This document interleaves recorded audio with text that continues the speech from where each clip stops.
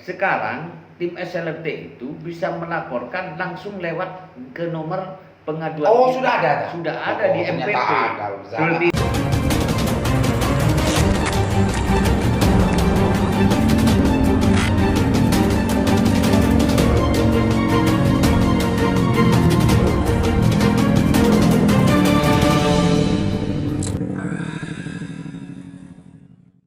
Kopinya boleh diminum. Kopi. Belum, Pak Kadis belum. Pak Kadis ya. Oh, minumnya lanjut. Pak Kadis, saya ini kan mantan aktivis. Siap. Dan juga sekarang sedang apakah diatur atau tidak ingin menjadi pribadi yang jurnalis gitu. Data tadi itu sebetulnya hanya bisa memfeedback semacam hanya dua Pak Kadis. Ya. Sementara potensi pelanggaran itu tidak hanya itu. Ya. Bukan hanya tidak tepat sasaran, bukan tidak hanya tidak nyampe, tapi juga tidak tepat nominal. Ya. Bisa nggak kira-kira nanti ini kebijakan urusan teknis nanti saya perdebatkan. Ya. Bisa nggak nanti data ini diolah lagi dan nominalnya disertakan? Ya. Responnya Pak Kadis? Ya. Jadi gini, sekarang ini sudah ada perubahan sistem di Kemensos. Bansos itu yang sebelumnya itu program sembako itu dalam bentuk e-warung. Sekarang ini sudah mau dirubah dalam bentuk tunai. Oh, sudah ada kebijakan lagi. Sebenarnya sudah dilakukan. Kabupaten Sumeneb. Karena kabupaten kota hanya 3 atau berapa yang sudah melaksanakan itu. Nah, dengan demikian secara otomatis masyarakat sudah jelas menerima sesuai nilainya. Oh, gitu. Iya. Sudah bukan e-warung lagi. Bukan e-warung lagi. 1 tahun dirubah lagi kayaknya kebijakan. Hari bulan ini kemarin minggu ini baru launching kayaknya. Kalau yang kemarin kayaknya masih pakai oleh telur di beras kayaknya. Dan penyalurnya berubah kayaknya, pos. Oh, pos. Ya. Sudah bukan e-warung. Jadi bukan perbankan. Bukan Himbara, iya. Ya memang kayaknya sih, saya tidak memastikan, tapi kayaknya sih perbankannya juga tidak steril dari sebuah permainan. Kayaknya sih, saya nggak, pemirsa ini catat ya, saya tidak bicara bahwa perbankan itu menjadi bagian dari mafia, tidak, tapi ada indikasi gitu lah. Dari kalau dia cermati, ini catat loh, nanti saya dihukum sama perbankan. Ya. Jadi nanti ini nominal juga ya, mau diolah juga ya, tunai ya.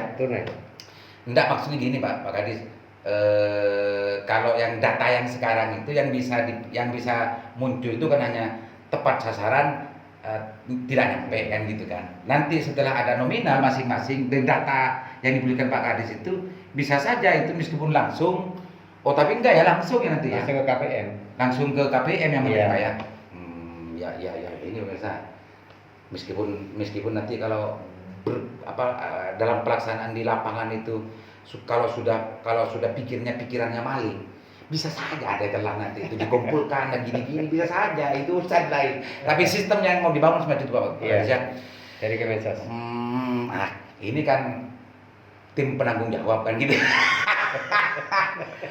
Tim penanggung jawab sebetulnya ketika bicara tentang alur penyampaian dan penyaluran bansos itu kan juga tidak menjadi bagian itu juga menjadi bagian dari tanggung jawabnya tim penanggung jawab. Persoalan-persoalan yang akan muncul dari penyaluran ini tidak tepat sasaran, tidak nyampe, tidak sesuai nominal, itu kan juga bagian dari yang harus dipertanggungjawabkan oleh tim pertanggungjawaban. Kan gitu Pak, tidak. Apa yang ingin dikatakan, yang disampaikan kepada masyarakat dengan dipublikasinya data itu, apa Dinda ingin membuat posko perkecamatan untuk bagaimana kalau ada persoalan-persoalan yang tidak sesuai dengan program tujuan program itu tidak apa bagaimana? Jadi yang dilakukan kita selama ini fakta di lapangan itu yang kita lakukan. Artinya apa yang dilakukan kita menyampaikan kepada masyarakat, baik itu di 2019 dan 2020. Pada saat itu SLRT masih tanggung jawab atau operasionalnya dari pusat. Kita sudah menyampaikan kepada masyarakat atau kepala desa atau pihak terkait di kecamatan untuk segera melaporkan hal itu. Dan di 2021 kita sudah sampai ngapok gitu mulut kita sampai ngapok, kita coba ketika ada temuan-temuan di lapangan, fakta-fakta di lapangan yang tidak sesuai dengan tidak tepat sasaran dan segala macam, adukan langsung kepada SLRT Sejahtera 2021 sehingga kondisi yang terjadi seperti contoh di Arosbaya, ini kita melakukan hal itu. Kita sama Pak Wakil Ketua ini, Pak Kepala Dinas Sosial ini juga mendapatkan laporan itu dan kita langsung turun ke bawah, fakta di lapangan, dan ternyata terbukti ini ada kesalahpahaman katanya di antara KPM dengan oknum-oknum yang ada di desa setempat, sehingga mengakibatkan data itu tidak tepat sasaran, sehingga yang namanya KKS itu, iya Pak ya, KKS ya namanya, atau penerima manfaat itu KPM itu, akhirnya dia dapat kartunya, dia dapat kartunya. Itu salah satu kasus. Ya. Tapi kalau bicara tanggung jawab program ini harus betul-betul sesuai dengan yang tujuannya, kan tidak cukup hanya sebatas itu, Dinda. Efektivitas pelaporan itu kalau langsung ke sini kan gimana, orang konang, orang ngodung, kan jauh, Dinda. Artinya begini, sekarang tim SLRT itu bisa melaporkan langsung lewat ke nomor pengaduan. Oh, sudah ada. Sudah ada di MPP. Seperti itu. Sehingga langsung bisa di FO kita itu di MPP langsung menerima. Sama halnya dengan Biakes. Sekarang Biakes itu langsung umpama teman-teman masyarakat Konang atau masyarakat Kokok mau ke Banggala. Itu kan terlalu jauh. Itu langsung dilaporkan melalui penanggung jawab kita masing-masing yang ada, umpama di rumah sakit.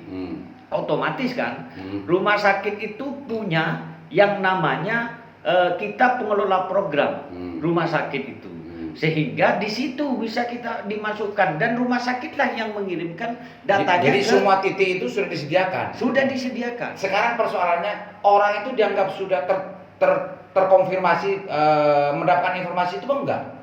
Lah itu yang kadang itu Pak Adi belum ini kayaknya. Kadang memang di 2021 ini kita kan mau melakukan yang namanya sosialisasi ke bawah. Tapi terbenturlah dengan katanya Pak Wakil Ketua SLRT itu ada yang namanya refocusing dan segala macam kan itu. Makanya dengan kita diundang Sanrasan ini kan luar biasa gitu. Persoalan-persoalan yang timbul di masyarakat itu kan tidak dinafikan oleh Pak Ketua tanggung jawab bahwa persoalan-persoalan yang terjadi di Arosbaya tadi yang diceritakan itu di Arosbaya yang terjadi yang barusan diceritakan itu tidak menutup kemungkinan itu terjadi di tempat-tempat lain. Oh bisa jadi. Bahkan lebih besar lagi. Ya kan? Iya. Sehingga kalau hanya sekedar titik-titik pelaporan dan macamnya itu tidak disediakan secara efektif dan informasinya tidak banyak masyarakat yang tahu, ya kan tidak maksimal Pak Ketua pertanggungjawabannya. Ya, jadi gini, ini. Gimana Pak? SLRT ini kan induk di kabupaten, Pak. Nah, betul. Di desa ini sudah ada nantinya itu Puskesos. Betul. Kesejahteraan sosial. Puskesos. Ya. Nah, ini kepanjangan tangan dari SLRT ini. Ini nanti Puskesos ini di masing-masing sudah desa. dibentuk tuh Pak Kadis. Sekarang ini 2021 karena sampai saat ini kita hanya satu kecamatan itu dua kecamatan satu RS, dua kecamatan. Masing-masing kecamatan itu ada satu desa. Nah, ini. Tapi nantinya satu di masing-masing desa itu harus sudah pada akhirnya. Iya. Coba nanti tanya ke Pak Kadis, Pak karena yang teknis ini. Ya. Pak Kadis nanti kurang detail Pak. Pak Kardi. Ini kan memang kalau bicara struktur diaturnya saya sempat baca aturan majalah SLRT. Memang di kecamatan ada, Puskesos ini juga ada. Ini sebetulnya rencana di sini kapan selesai sampai ke desa rencananya? Ya rencana di 2022 Pak Liman kami akan itu Pak Kardi. Iya, karena sekarang kan nomor satu refocusing. Oh gitu ya. Pasti kesulitan karena memang anggarannya cukup besar Pak Liman. Ketika harus di-cover semua itu hampir 4 miliar anggarannya nanti ketika semua harus difasilitasi gitu. Tapi kalau feedbacknya besar kan tidak ada masalah kalau menurut kami Pak dengan nominal. Feedback tadi itu artinya adanya memastikan bahwa program bansos itu betul-betul sesuai sah dan sesuai dengan tujuan kan nggak apa-apa juga gitu kan. Artinya bansos kita kemudian tepat sasaran, orang itu nominalnya yang diterima sesuai gitu kan tidak masalah. 22 ya Pak gitu. Iya kalau sekarang jelas tidak memungkinkan. Tidak mungkin kan ya. Karena kalau anggarannya ada, kalau anggarannya ada ya. Karena begini Pak Kadis, Pak Kadis, Pak Kardi. Ketika bicara 4M gitu ya, orang itu langsung bicara begini, ini nih bancakan ini. Nah, pikiran-pikiran otomatis reaktif itu yang sering justru dijadikan pertimbangan baik itu oleh bupati, baik itu oleh dewan, sehingga yang program yang dianggap penting oleh sampean ini dianggap tidak penting. Gitu loh Pak Kardi. Bagaimana Pak Kardi meyakinkan itu kepada mereka semua? Ya artinya ketika kita sekarang dari tim kabupaten saja mampu menyisir lumayan lah kalau menurut kami orang miskin yang kemudian tidak tercover kemarin-kemarinnya, nanti ketika ada puskesmas di satu desa ada satu orang itu kan saya yakin coba bayangkan gitu ya, penyisiran orang miskin yang kemudian tidak tercover akan pasti lebih cepat Pak Aliman daripada yang kemudian sekarang harus ada data tim dari Kabupaten Bangkalan yang kemudian itu sebetulnya yang kemarin oleh aktivis Bang BAC Ahmad An-Nur, ngapain Pak Kadis Bupati turun? Pakai kebijakannya, tangannya dong digerakkan gitu ya. Wah itu mungkin meskipun itu bukan respon dari itu, kayaknya ada kesamaan gitu ya. Perspektif bahwa strategi ini yang lebih maksimal untuk bagaimana mendapatkan feedback dari masyarakat. Pak Kadis gitu ya. Dinda Nur, ternyata sudah mau ini. mau ini. Cuma nggak bisa dilaksanakan. Refocusing. Oke, Pak Kadis, ini sudah menjelang selesai ya, Pak Kadis. Publikasi data yang menjadi terobosan baru dan mudah-mudahan ini menjadi sebuah catatan jariah kepada Pak Kadis ya, untuk bagaimana membangun pengawasan partisipatif terhadap masyarakat, dan agar juga banyak orang-orang yang menganggap di Dinsos itu sarang korupsi, sarang mafia dan macamnya, dengan ini semua bisa terjawabkan Pak Kadis ya. Kalau memang semua orang yang terlibat, yang memperhatikan, yang sering mencermati itu betul-betul tidak hanya bicara, tapi dengan data itu dia bergerak juga mengkonfirmasi kan begitu. Karena koroknya kan itu kan pada bisa saya Pak. Tapi kalau tidak dikonfirmasi kan tidak ketemu persoalannya. Gitu ya. Harapan dari Pak Kadis itu semua. Dan ini diupdate terus Pak Kadis ya. Siap. Ini komitmen kan sesuai SP2D. Pak pertanggungjawaban penanggung jawab ini janji Pak Kadis ya.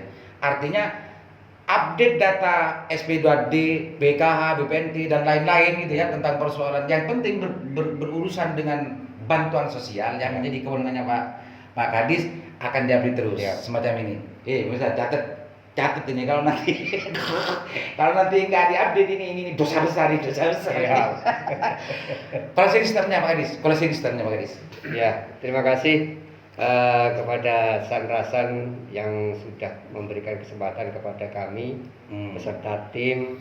Mudah-mudahan apa yang kita lakukan ini benar-benar memberikan manfaat kepada masyarakat, dan juga saya harapkan juga masyarakat kalau memang merasa memang tidak mampu, jangan menunggu laporan dari beberapa pihak, tapi silahkan masyarakat ini laporan untuk memasukkan datanya kepada operator desa, karena kunci utama dari semua bansos itu adalah DTKS ya. Kunci dari DTKS adalah dokumen pribadi, KTP dan KK.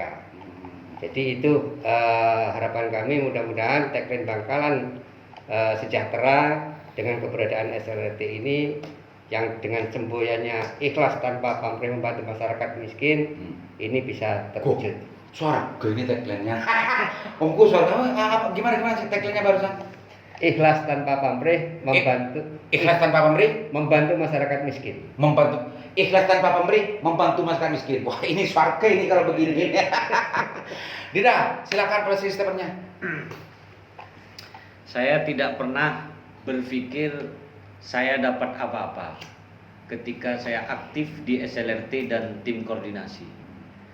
Tapi saya berpikir bagaimana saya berbuat sesuatu untuk masyarakat di Kabupaten Bangkalan dengan kategori miskin ketiga se-Jawa Timur. Ini adalah bentuk komitmen yang dilahirkan dari saya sebagai bentuk rasa syukur. Saya dulu waktu saya di 2013 saya terkapar karena persoalan-persoalan yang diperjuangkan bersama Kak Liman dan Kak Matur bersama-sama.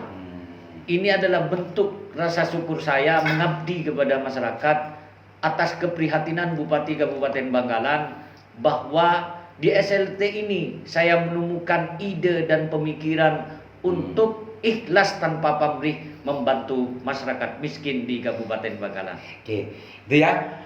Itu closing statement. Ternyata ada getaran juga yang barusan. Pemirsa. Artinya publik juga harus menilai juga apa betul-betul apa yang dilakukan oleh Dinda Mahmudin betul-betul sebagai apa yang dibicarakan itu meskipun itu belum terbuktikan oleh penilaian masyarakat, tapi ini mudah-mudahan ini menjadi sebuah niatan yang sangat kuat dari dirinya. Kalau dulu berjuang di luar, sekarang berjuang dari dalam. Gitu ya. Gitu ya. Pak Kardi silakan closing statement-nya karena Pak Kardi sebetulnya menjadi motor lokomotif ini ya. Kalau Pak Kardi kan ada urusan kentenan loh. Silakan Pak Kardi. Ya, makasih Pak Liman. Dari semua bansos tersebut adalah dasarnya atau kuncinya adalah di dalam DTKS. Orang itu harus terdaftar dalam DTKS atau yang sekarang lebih dikenal oleh Bu Risma itu adalah NYO DTKS. Dari DTKS ataupun NYO DTKS itu yang paling penting adalah dokumen kependudukan, Pak. Orang miskin yang ada di Bangkalan ini kebanyakan masih belum punya dokumen kependudukan. Dia akan masuk di DTKS atau NYO DTKS itu yang diperlukan itu. Karena untuk masuk di dalam DTKS itu NIK itu harus padan Dukcapil. Ini yang menjadi PR bagi kita, terutama Dukcapil, bagaimana kemudian menyisir orang miskin harus mempunyai dokumen itu. Jangankan kemudian orang miskin berangan-angan, Pak, bermimpi tidak boleh dapat bantuan ketika dia tidak mempunyai dokumen kependudukan dan tidak masuk DTKS. Itu kuncinya. Maka saya harapkan orang miskin harus disosialisasikan atau diangkat, didekati lah untuk memenuhi untuk mendapatkan dokumen kependudukan yang ada di Dukcapil. Oke, Pak Kardi, itu kuncinya pemirsa. Bermimpi pun tidak akan pernah bisa, apalagi berharap. Kalau orang masyarakat miskin tidak mempunyai dokumen kependudukan, ini sebetulnya menjadi tanggung jawab dan juga tugas pokok dari Dispenduk dan juga SLRT sebetulnya, SLT lagi sebetulnya. Dan semua itu ini sudah mau melakukan jemput bola gitu ya, jemput bola, dan mudah-mudahan ada respon tidak hanya kepada masyarakat miskinnya, tapi orang-orang yang mempunyai kepedulian terhadap orang-orang miskin juga bergerak dengan data yang sudah dipublikasikan lain-lain itu minimal atau koto bahwa tangke berisi miskin, tangke berisi miskin. Tako kalau orang desa itu orang miskin itu memang tako Pak Kardi.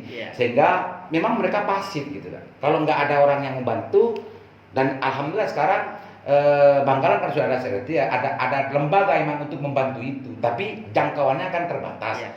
Dengan publikasi yang dilakukan oleh Dinsos ini mudah-mudahan ini memantik semua orang, memantik para tetangga, memantik para aktivis untuk sama bergerak dan peduli terhadap orang miskin.